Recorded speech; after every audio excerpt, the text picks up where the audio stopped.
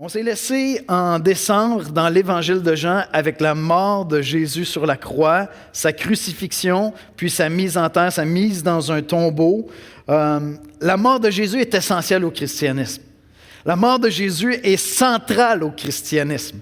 Mais si l'histoire s'arrête avec la mort de Jésus-Christ, ben c'est une histoire triste. C'est une catastrophe pour notre foi, c'est une catastrophe pour l'humanité. L'humanité est sans espoir si Jésus reste dans le tombeau. La résurrection est l'autre côté de la pièce. Vraiment, la mort, la résurrection de Jésus, ce sont deux faces d'une même pièce essentielles au christianisme, mais à l'espoir de l'humanité, parce que dans la résurrection de Jésus-Christ, on trouve l'espoir pour notre propre salut. Alors qu'on est en ce début d'année 2022, puis qu'il y a des choses qui sont lourdes, l'année commence, puis des fois on aurait le goût déjà d'être rendu à l'année suivante, mais on veut prendre chaque jour, comme on l'a chanté tantôt, « Voici le jour que Dieu a fait », et on veut revenir à l'Évangile. On veut revenir à ce message d'espoir que Christ nous a livré en ressuscitant d'entre les morts, et on va aller redécouvrir dans la résurrection de Jésus la joie, la paix, la mission que Jésus a confiée à ses disciples. On veut revenir à ces notions-là essentielles ce matin. Et je pense aux jeunes gens. Je pense aux jeunes qui peut-être se disent « Quelle époque pour vivre ma jeunesse, quelle époque pas évidente où l'espoir est incertain, l'avenir est incertain. » Si à quelque part tu es là et tu te dis « Oui, mais c'est quoi le sens de la vie? C'est quoi le sens de ma vie dans tout ça? Il y a tellement d'inquiétudes dans le monde, il y a tellement d'inquiétudes en Occident, il y a tellement de troubles en Occident. » Bien, dans la résurrection de Jésus-Christ, Dieu donne une mission à notre vie.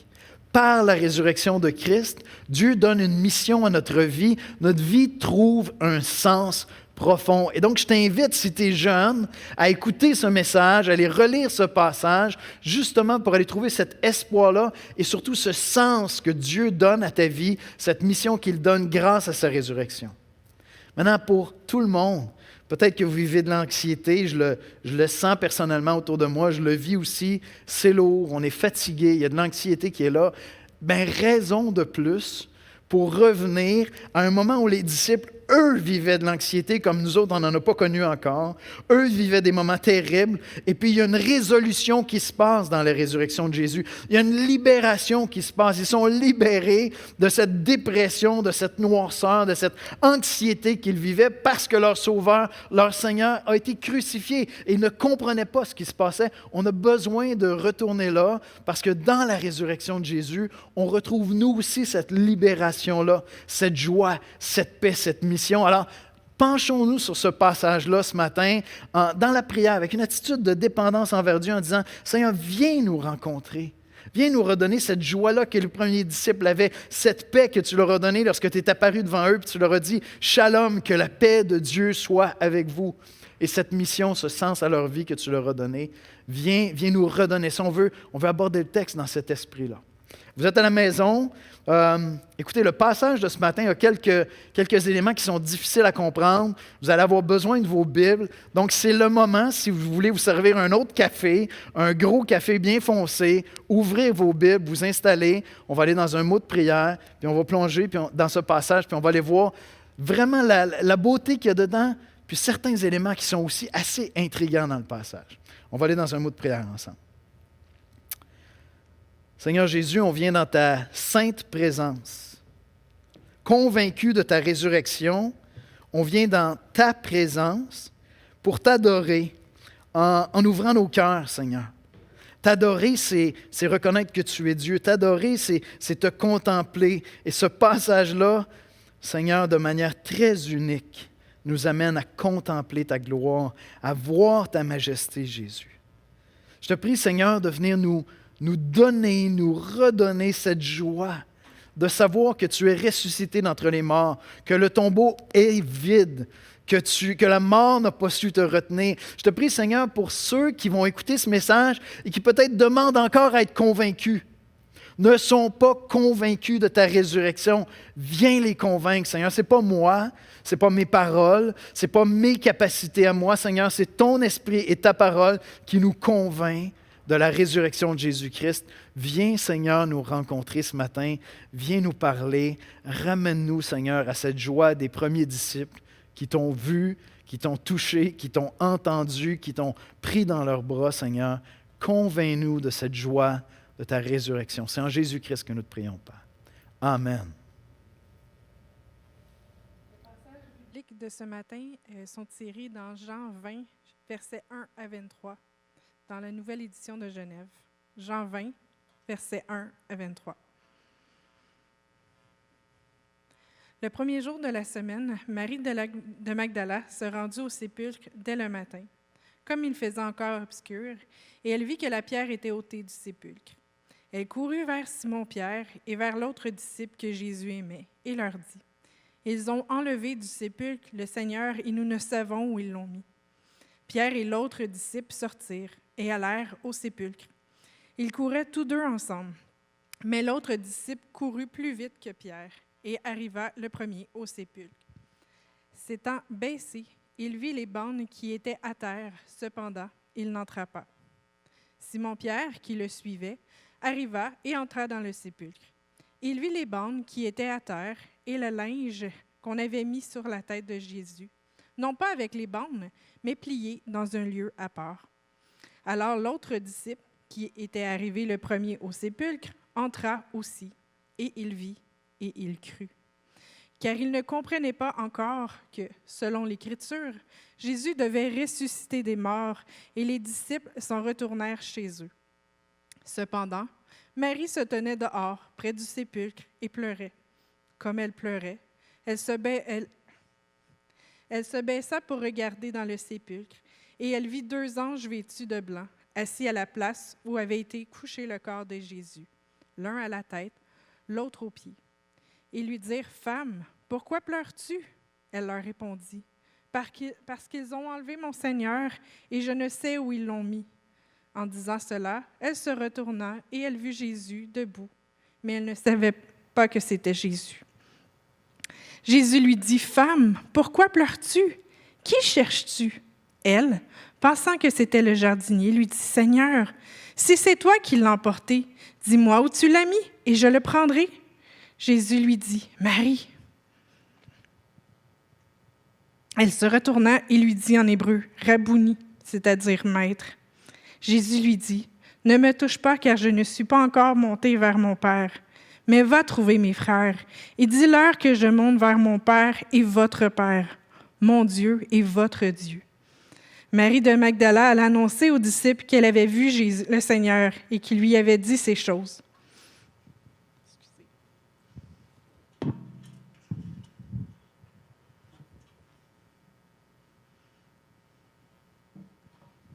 Excusez.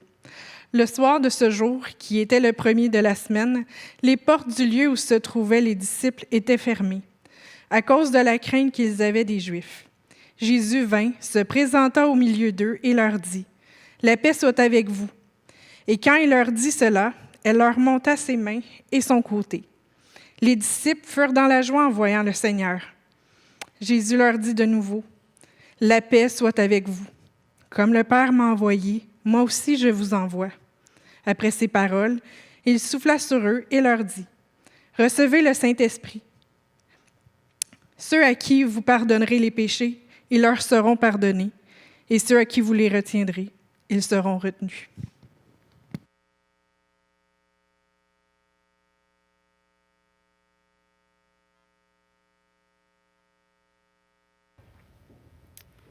Merci, Caroline. J'ai mes 2 petites bouteilles, je me suis équipé eau froide, eau chaude. Vous allez voir que je tousse encore un petit peu. L'importance de la résurrection pour les chrétiens, on ne pourrait pas l'exagérer, on ne pourrait pas en mettre trop.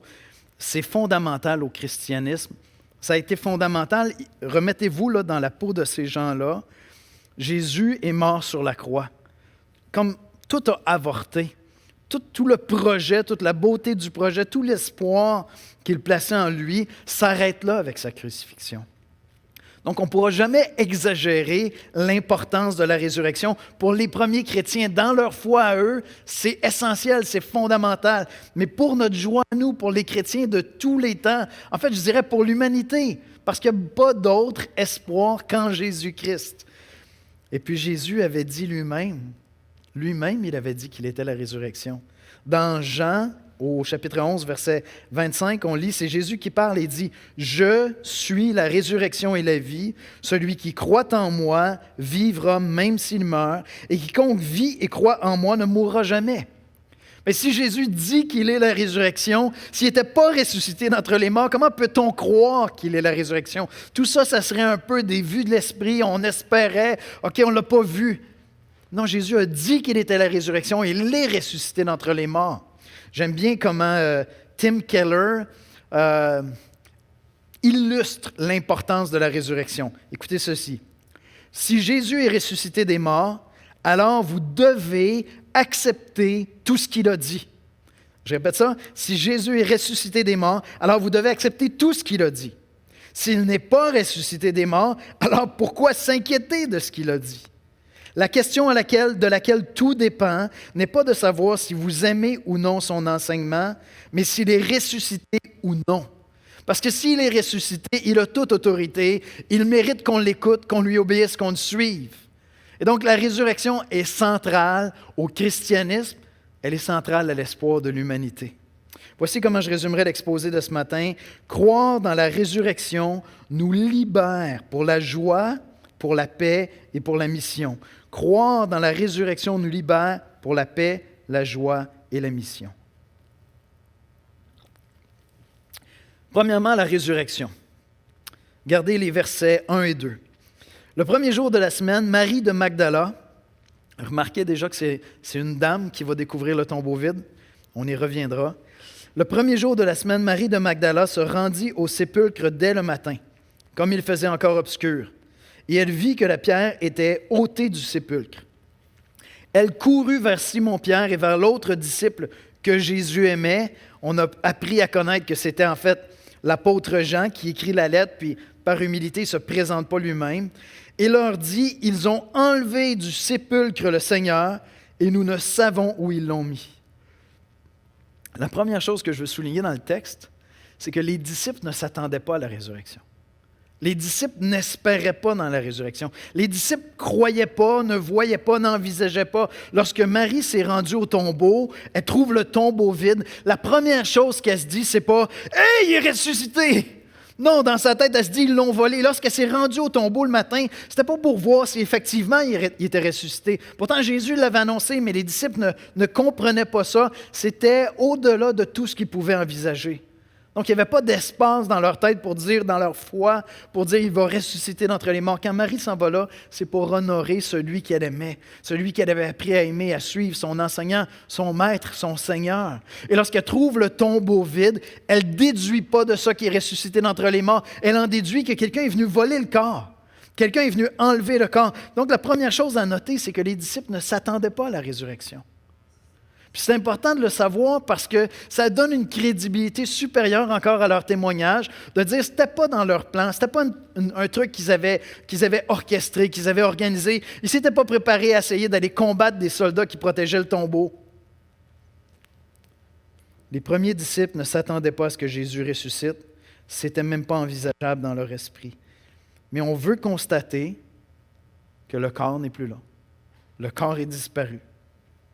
Elle courut vers Simon-Pierre au verset 2, et l'autre disciple que Jésus aimait, il leur dit, « Ils ont enlevé du sépulcre le Seigneur, et nous ne savons où ils l'ont mis. » Marie est désespérée et troublée dans son âme parce qu'ils ont enlevé son Seigneur et elle n'a aucune idée où est-ce qu'il a été placé.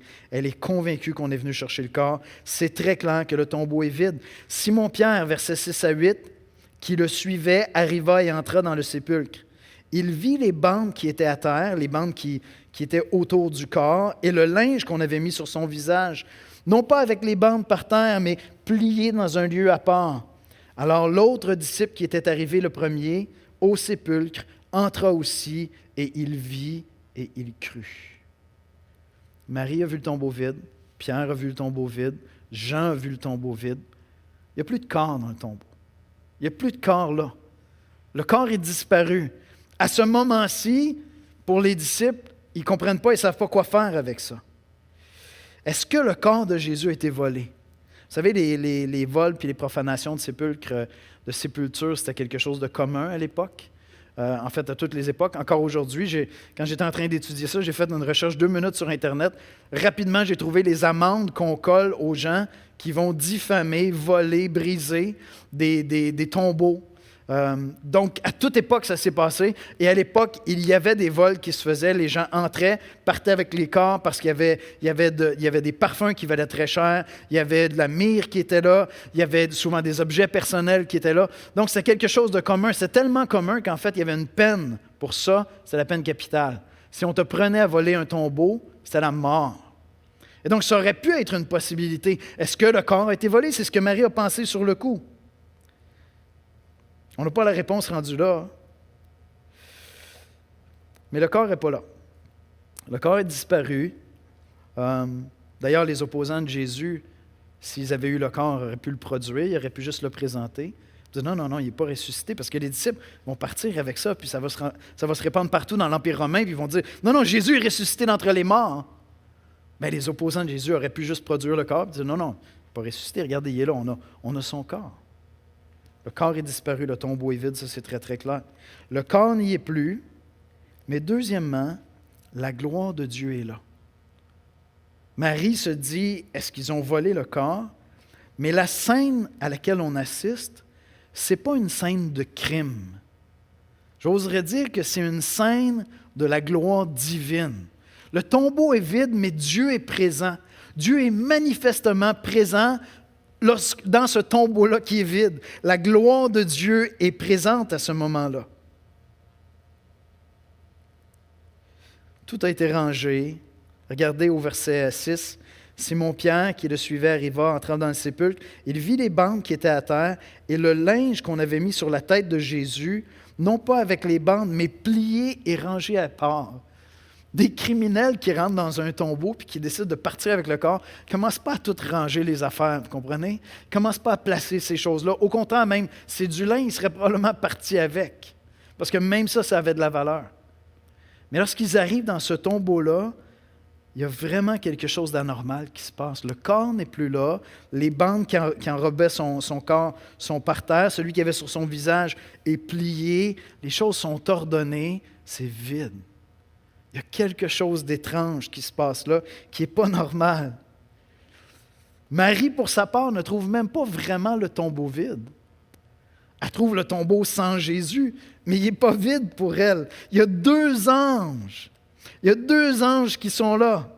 Regardez les versets 11 et 12. Cependant, Marie se tenait dehors près du sépulcre et pleurait. Comme elle pleurait, elle se baissa pour rentrer. Souvent, c'était comme des caveaux. Elle se baissa pour regarder à l'intérieur, dans le sépulcre. Et elle vit 2 anges vêtus de blanc, assis à la place où avait été couché le corps de Jésus, l'un à la tête, l'autre aux pieds. C'est tellement étrange comme scène. Elle se penche, Jésus n'est plus là, mais il y a 2 anges. Et comment Marie a fait pour savoir que c'était des anges? On n'a aucun détail. C'est clair qu'ils ressemblaient à des êtres humains. Mais il y a ces 2 anges qui sont là, un assis à la tête, un assis aux pieds où était Jésus, revêtus de blanc, calmes, comme s'ils sont en train de veiller à quelque chose. Est-ce que c'est des anges qui avaient été là, qui avaient assisté Jésus lors de la résurrection, qui ont enlevé? Aucune idée, je ne sais pas. On verra ça dans l'éternité. On aura peut-être plus d'informations. Mais la gloire de Dieu est évidente. Ce n'est pas une scène de crime. Regardez, je vais vous donner une comparaison. Si vous êtes familier avec l'évangile de Jean, vous savez que Jésus a déjà ressuscité un de ses amis, Lazare. Ça ne ressemblait pas à la même affaire.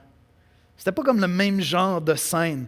Dans Jean 11, 44, on lit « Et le mort, en parlant de Lazare, sortit les pieds et les mains liés des bandes, le visage enveloppé. » Je regarde ça, puis tu sais, c'est comme... C'est quoi la joke? Il n'y avait rien de chic dans cette scène-là. À la limite, c'est quasiment lugubre. C'est juste comme « OK, il est vivant. » Ce n'est pas exactement la même résurrection. Lazare allait mourir à nouveau. Jésus ne mourra plus jamais. Lazare allait mourir de ce corps-là une 2e fois. Jésus est monté au ciel avec ce corps glorifié. Voyez-vous, c'était glorieux la résurrection de Lazare, mais ça ne parlait pas autant de Lazare que de Jésus et de sa gloire. alors que la résurrection de Jésus nous parle de Jésus, de sa gloire. Et il y a deux anges qui sont là, qui président, qui siègent, qui veillent. Je ne sais pas qu'est-ce qu'ils faisaient là, mais c'est une scène qui est remplie de gloire, qui est remplie de majesté. Ce tombeau vide-là porte un sens incroyable pour le salut de l'humanité, pour l'espoir des hommes. Le tombeau est vide, mais le tombeau est une scène de gloire divine. Puis enfin, la résurrection est réelle. Ce n'est pas simplement que le tombeau a été vidé. La résurrection est réelle. On lit au verset 16-17, Jésus lui dit, en parlant à Marie, il lui dit « Marie ». Il lui fait entendre sa voix et son nom. Elle se retourna et lui dit en hébreu « Rabouni », c'est-à-dire « Maître ». Jésus lui dit « Ne me touche pas », ou plus littéralement « Ne me retiens pas, car je ne suis pas encore monté vers mon Père. Mais va trouver mes frères et dis-leur que je monte vers mon Père et votre Père, vers mon Dieu et votre Dieu. » Littéralement, ce que le texte dit, cette traduction-là ne rend pas tout à fait le texte littéral. Le texte dit « ne me retiens pas ». Pas vraiment « ne me touche pas ». Puis lorsqu'on va dans Matthieu, on sait que les femmes qui sont allées justement cette journée-là auprès de Jésus se sont littéralement jetées à ses pieds puis ont pris ses pieds tellement elles étaient émues, bouleversées de le voir vivant, de voir leur Seigneur vivant. Puis Jésus dit « ne me retiens pas ». J'aime bien comment la Sommeur le rend. « Ne me retiens pas, lui dit Jésus, car je ne suis pas encore monté vers le Père. » Et c'est un des passages qui est un peu difficile à comprendre. Qu'est-ce que Jésus veut dire lorsqu'il dit « car je monte vers mon Père » ? Est-ce que entre le moment où Marie va voir Jésus puis le moment où Jésus va apparaître à ses disciples quelques lignes plus tard, entre ces deux moments-là, il va monter auprès de son Père? C'est une des possibilités, c'est une des explications possibles. Ce n'est pas celle qui me semble le plus réaliste. Je pense que tout ce que Jésus est en train de dire ici, c'est « tu n'as pas besoin de t'accrocher à moi, je ne m'en vais pas tout de suite. Je suis encore avec vous pour plusieurs jours. Maintenant, dis à mes disciples, dis à tes frères que je dois les voir bientôt parce que bientôt, je vais monter auprès de mon Père. Et donc, je m'en viens vous rencontrer. » Et je pense que Jésus est en train d'annoncer son ascension qui va venir. Mais on n'a pas de certitude sur ça. Ce qui est clair pour moi, c'est que littéralement, Jésus est en train de dire « ne t'accroche pas à moi, ne me retiens pas. » Parce que la résurrection de Jésus est physique, elle est réelle. Une des fausses doctrines qui a circulé à l'époque, dans les années qui ont suivi, c'était l'idée que sa résurrection était seulement spirituelle. Et les apôtres s'appliquent à travers les 4 évangiles à démontrer que sa résurrection est physique, réelle. Il a un corps glorifié. Et ça nous donne l'espoir de notre propre résurrection avec un corps réel à notre tour. Quand il se présente aux disciples, verset 20, « Et quand il eut dit cela, il leur montra ses mains et son côté. Les disciples furent dans la joie en le voyant, en voyant le Seigneur. Il leur montre littéralement ses trous, son côté. Il dit, c'est moi. Ce n'est pas simplement un corps spirituel, c'est un corps réel, c'est un corps humain. C'est un corps qui va porter pour l'éternité les marques de son sacrifice. Cet agneau-là va être glorifié. Cet agneau qui s'est sacrifié pour nous, Jésus-Christ, va porter la gloire de ses marques dans ses mains, dans son côté. Jésus est vraiment ressuscité d'entre les morts. Et donc, Jean veut s'appliquer à nous démontrer que la résurrection est réelle, que ce n'est pas simplement quelque chose de spirituel. Marie l'a vu, les disciples l'ont vu. En fait, des centaines de personnes vont le voir. Il va rester pendant plusieurs semaines avant son ascension. La résurrection de Jésus-Christ est de la plus haute importance pour le salut de l'humanité. Voici comment l'apôtre Paul souligne l'importance de la résurrection dans 1 Corinthiens 15. 1 Corinthiens 15, verset 14. « Et si Christ n'est pas ressuscité, notre prédication est donc vaine, et notre foi aussi est vaine. Il se trouve même que nous sommes de faux témoins à l'égard de Dieu, puisque nous avons témoigné contre Dieu qu'il a ressuscité Christ. » Il dit, s'il n'est pas ressuscité, nous, on est des faux témoins parce qu'on l'a annoncé. On annonce constamment sa résurrection. Tandis qu'il ne l'aurait pas ressuscité, si les morts ne ressuscitent point. Car si les morts ne ressuscitent point, Christ non plus n'est pas ressuscité. Et si Christ n'est pas ressuscité, votre foi est vaine. Vous êtes encore dans vos péchés. parce que notre salut est accompli non seulement dans la mort de Jésus sur la croix pour nos péchés, mais dans sa résurrection où il a vaincu la mort, il a vaincu le diable, il a vaincu le péché.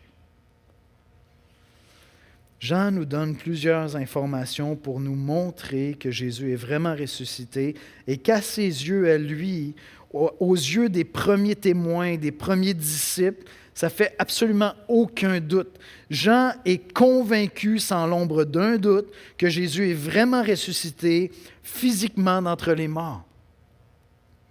Maintenant, une résurrection, ce n'est pas facile à croire. Et il y a bien des gens qui sont sceptiques. Je dirais qu'en Occident, il y a plus de gens maintenant qui sont sceptiques que par le passé. Même très sceptiques, puis je comprends ça. Mais croire dans la résurrection de Jésus est central à ton salut, à ta joie, à ta paix, à la mission que Dieu te donne. Alors parlons de croire juste un instant. Avant de regarder la foi de Jean, comment Jean a cru, juste un mot sur cette idée-là de croire. Croire, avoir la foi, c'est propre à la nature humaine. L'être humain, lorsqu'il cesse de croire en quoi que ce soit, désespère et s'enlève la vie. Nous sommes des êtres qui croient.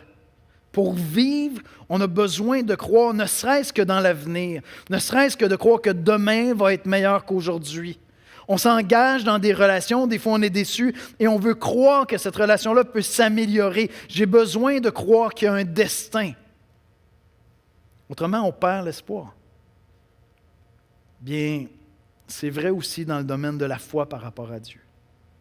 Rares sont ceux qui disent ne croire en rien, et même ceux qui disent ne croire en rien, souvent exposent le fait que dans le fond, ils croient. C'est vraiment intéressant. J'ai écouté une entrevue la semaine dernière avec Elon Musk. Il a donné 2 entrevues que j'ai écoutées coup sur coup. Une avec Babylon Bee, vraiment intéressant, 1h40 avec Elon Musk. Des gens qui croient, qui interrogent Elon Musk sur toutes sortes de sujets super intéressants. C'est le fondateur de Tesla puis de SpaceX en passant, si vous ne connaissez pas Elon Musk. Puis une autre entrevue avec Lex Fridman, super intéressante. Dans l'entrevue avec Babylon Bee, Elon Musk dit « je ne crois pas vraiment en Dieu. J'ai beaucoup de respect pour Jésus, ses enseignements. Il était dans une église lorsqu'il était petit, genre une église anglicane, puis il a fait la catéchèse, puis il a appris plein d'enseignements de Jésus. Il dit super bien ses enseignements, mais je ne crois pas vraiment en Dieu. » Dans l'entrevue avec Lex Fridman, il parle de la mission cet automne, au mois de septembre, lorsque Inspiration 4 a décollé avec 4 civils. Puis Lex lui demande, il dit, est-ce que c'était stressant? Est-ce que tu étais inquiet? Il dit, écoute, c'était tellement stressant que j'ai prié. J'ai prié pour la protection de ces gens-là, pour que la mission réussisse. Lui qui ne croit pas vraiment en Dieu a pris le temps de prier, par exemple, lorsque cette mission-là est arrivée. Fait que, je comprends que certains d'entre vous vous dites « Ah, moi, je ne suis pas une personne de foi. » Moi, je t'encourage à considérer que tu es plus une personne de foi que tu le crois. C'est plus de déterminer en quoi tu crois, en quoi tu décides de croire. Mais je pense que l'être humain ne fonctionne pas sans croire d'aucune manière. On a besoin de la foi. Et ce qui est beau avec la foi de Jean, c'est qu'il va croire avant de voir Jésus. La semaine prochaine, on va parler de Thomas ensemble. Thomas qui n'a pas cru avant d'avoir vu. Mais il nous est dit explicitement ici au verset 8. Alors l'autre disciple qui était arrivé le premier au sépulcre entra aussi. Il suit Pierre, il n'avait pas osé rentrer. Pierre rentre le premier, il suit, il voit le tombeau vide. Et Jean, c'est lui qui est en train de parler de lui-même, il dit, il vit et il crut. Et il a cru qu'effectivement, Christ était ressuscité. Il n'y a pas d'autre sens à croire dans l'évangile de Jean. Jean a cru à ce moment-là, même s'il n'y avait pas de référence pour expliquer sa foi. C'était une foi très simple. Regardez ce qu'il dit ensuite, car il ne comprenait pas encore, selon l'Écriture, que selon l'Écriture, Jésus devait ressusciter des morts.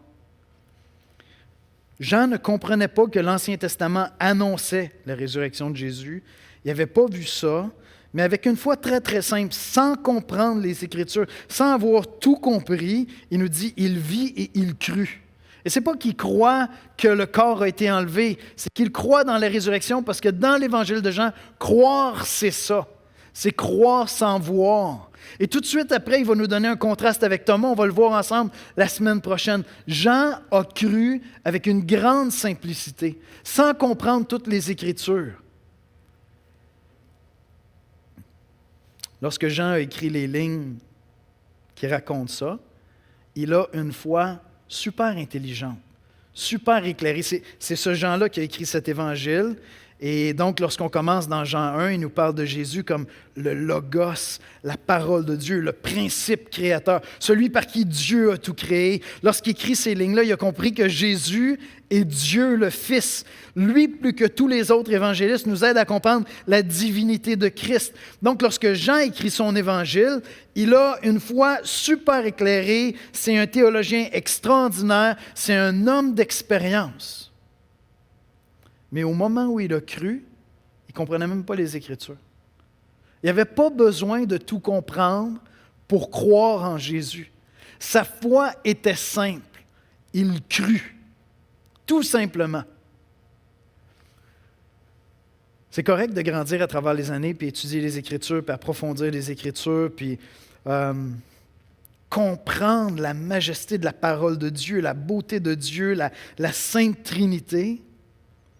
Mais si à quelque part, à travers toutes les années de ta vie chrétienne, tu perds la joie toute simple des premiers disciples qui voient le tombeau vide, qui voient Jésus, qui vivent cette joie-là.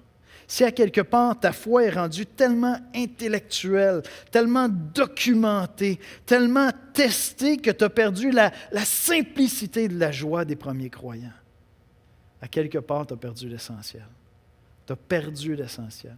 Les premiers disciples sont là et ils vont voir et ils vont croire, puis ils vont vivre une joie incroyable, qui est la joie de celui qui croit. Un disciple de Jésus-Christ, c'est quelqu'un qui a la joie de croire en Jésus. Simplement. C'est ça un disciple de Christ. C'est quelqu'un qui croit dans sa mort, dans sa résurrection, qu'il est Dieu le Fils, avec une grande simplicité. Tu n'as pas besoin d'étudier la Bible pendant 25 ans pour devenir un disciple de Christ. Tu as juste besoin d'avoir cette joie-là de croire en Jésus. Puis une fois que tu as cru, tu vas te mettre à le suivre. Jean avait une foi très, très simple à ce moment-ci, au moment où il écrit ça. Et vous savez quoi? Jean n'a jamais perdu cette simplicité-là. Quand vous lisez les lettres de Jean, Jean 1, Jean 2, Jean 3, on retrouve encore cette simplicité dans sa foi. Une foi indiscutable, il croit en Jésus-Christ. Il est encore en train de le suivre des décennies plus tard, avec une grande simplicité et avec foi. On a vu ensemble la résurrection, on a vu la foi. Maintenant, je termine avec ceci.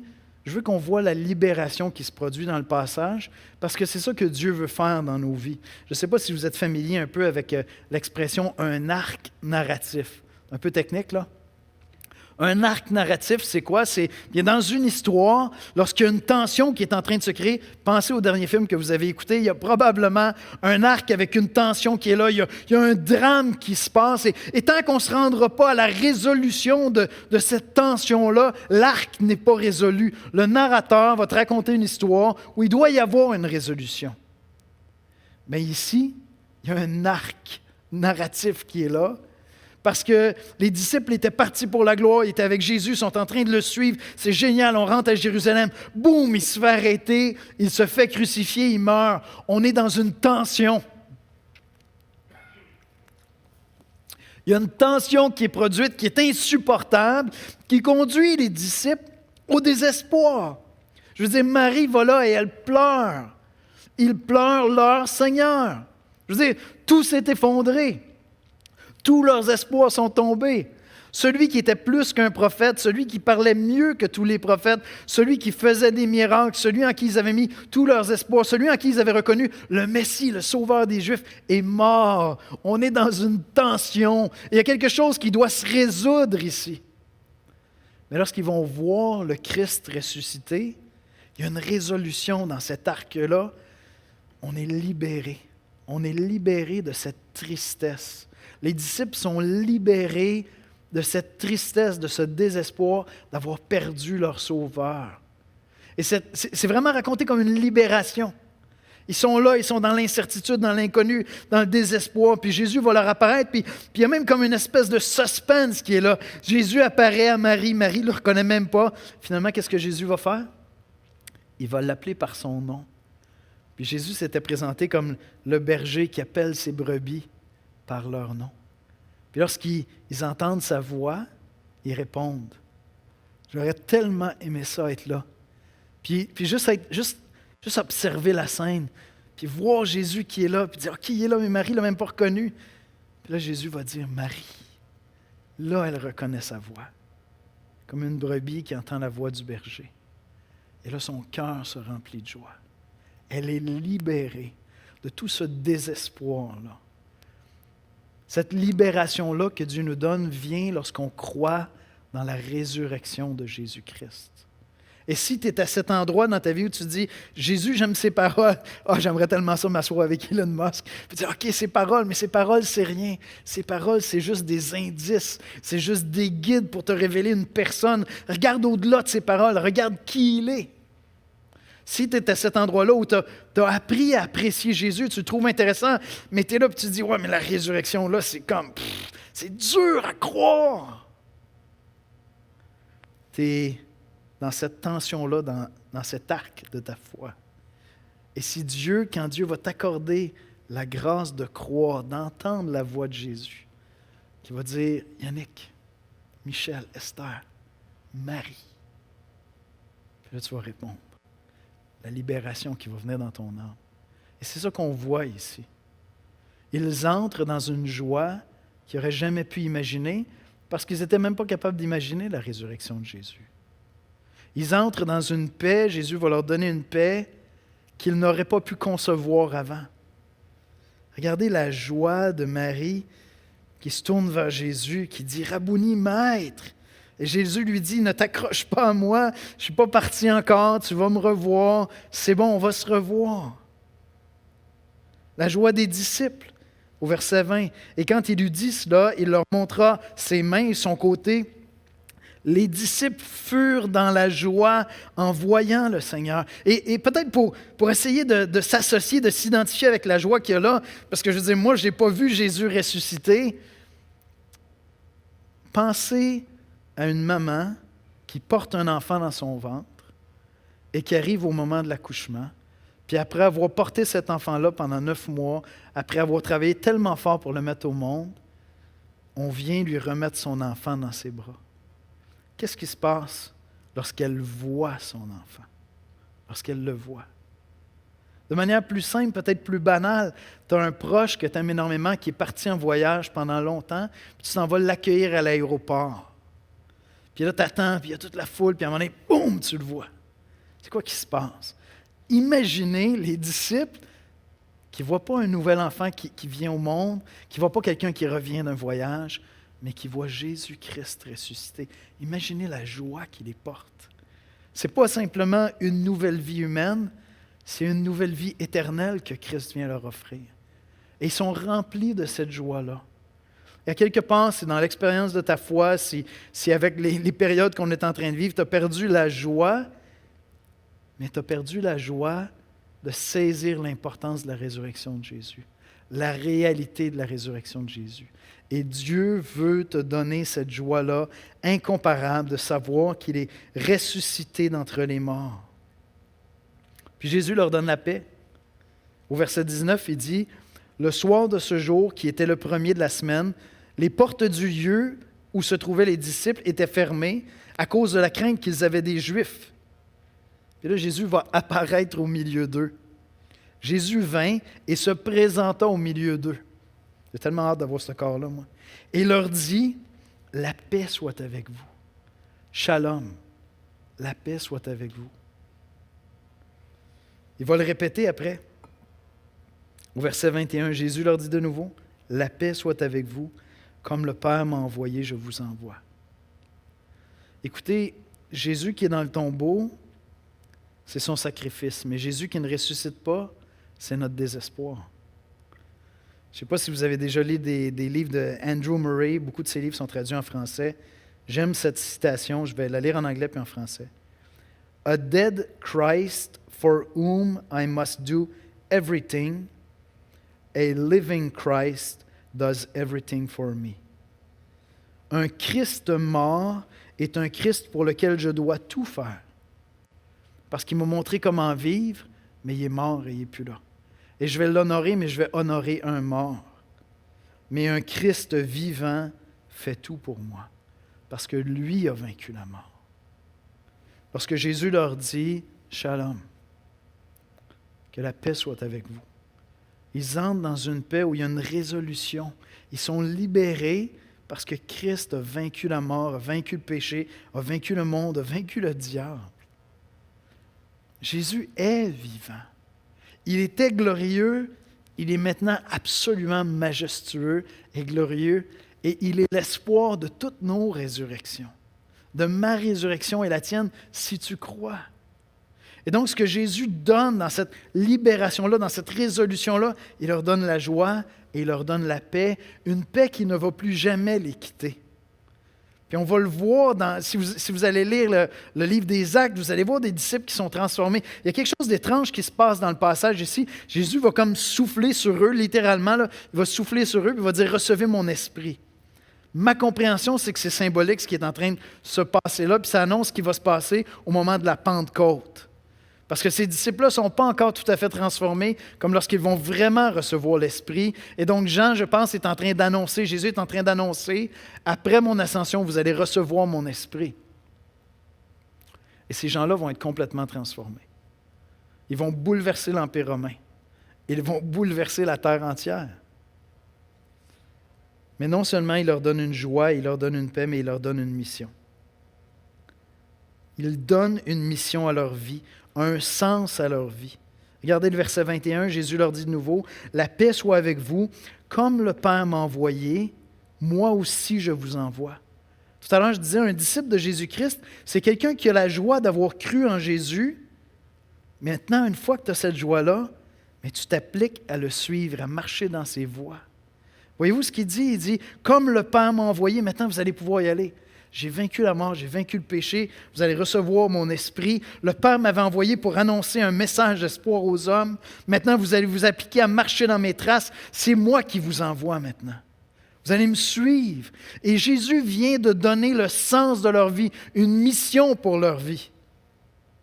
Il dit, ceux à qui vous allez pardonner les péchés, leurs péchés seront pardonnés. Je ne sais pas si vous avez vu le vieux film La liste de Schindler. Dans la liste de Schindler, il y a une scène vraiment pathétique où celui qui est le directeur du camp de concentration a vu comme un prêtre qui prononce un pardon. Tu sais. Puis là, il décide, lui, qu'il veut se pratiquer à pardonner. C'est tellement pathétique comme scène. C'est un espèce de psychopathe, le bonhomme. Puis là, il est devant son miroir, puis là, il se pratique. Je te pardonne. Il cherche la posture. Tu sais. Je te pardonne. Je te pardonne. C'est pas vraiment ça que Jésus est en train de nous dire, d'accord? Il ne nous a pas donné le pouvoir de se promener dans la rue et de dire « Je te pardonne. » Toi, non. Toi, oui. C'est pas ça du tout. Il nous envoie pour annoncer l'Évangile. Et lorsque j'annonce l'Évangile de Jésus-Christ, celui qui reçoit l'Évangile, ses péchés sont pardonnés. Et celui qui rejette Jésus-Christ, bien, Jésus va aller jusqu'à dire qu'une malédiction repose sur cette maison s'il vous rejette. Et donc, Jésus nous donne une mission. C'est celle d'annoncer l'Évangile, d'annoncer cette libération aux captifs. Et à ceux qui vont croire, comme les disciples ont cru. Vous allez voir dans les 2 prochaines semaines, c'est vraiment là qu'on s'en va avec la fin de l'Évangile de Jean. Ceux qui vont croire vont entrer dans la libération de la foi, vont entrer dans la joie, vont entrer dans la paix et vont avoir un sens à leur vie, une mission. Je vais inviter les musiciens à venir me rejoindre. Écoutez, on vit une drôle d'année. L'année commence, puis j'aurais le goût des fois d'être comme un ours qui s'en va se camper pour l'hiver, puis je vais aller hiverner. Vous me réveillerez l'année prochaine. Mais Dieu nous a placés ici, en ce moment, avec un sens qu'il a donné à nos vies par sa mort, oui, mais par sa résurrection.